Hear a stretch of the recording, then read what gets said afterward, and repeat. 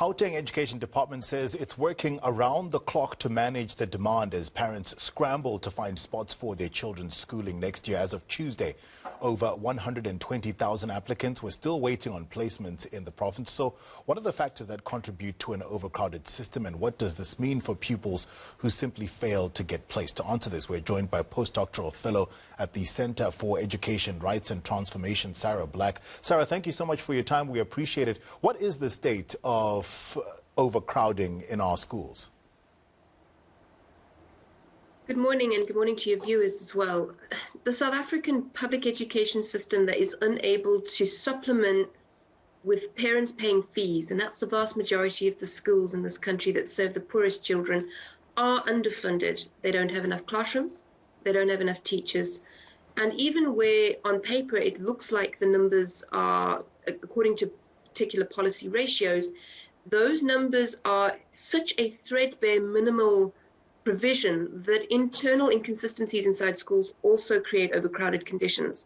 So say you have 10% of your students speaking a language that is not the dominant language of the school, you're going to struggle to provide those students with the appropriate language classes that suit them. So those schools are both absolutely under-resourced, which creates overcrowding, but also relatively under-resourced because the resourcing does not allow for how children move within the system, children's different needs within the system, and how schools must get lessons moving, accommodating those differences.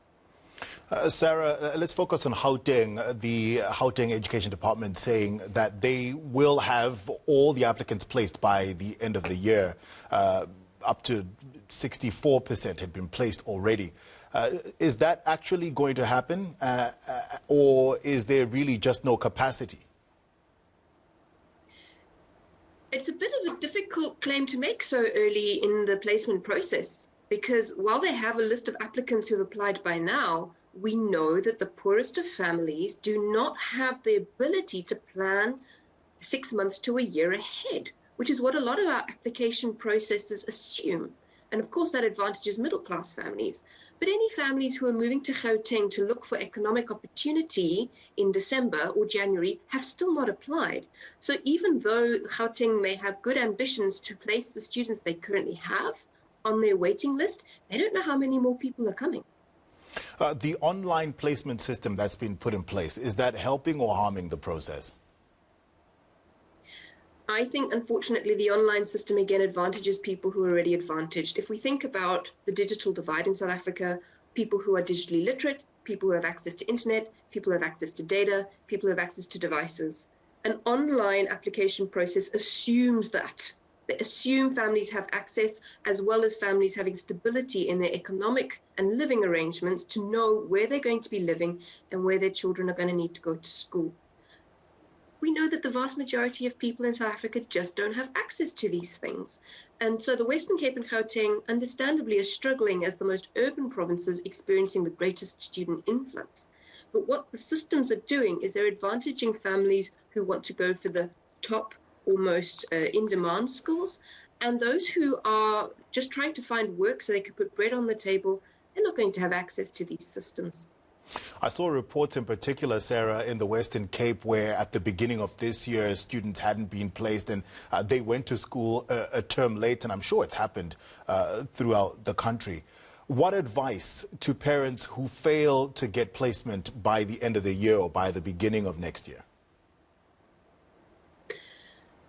I would say, firstly, try and find other parents in your situation, because if you're trying to press against a system on your own, you're in a much less advantaged position than if you can get together collectively and go to the provincial department and say, we are together.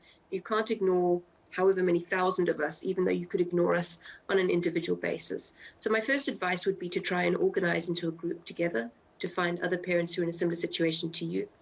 And the second piece of advice I would offer such parents is to recognize the correct place to push. And that is not principals of schools. It is not school governing bodies. The correct place to push for a child's place is at the province, at the provincial level.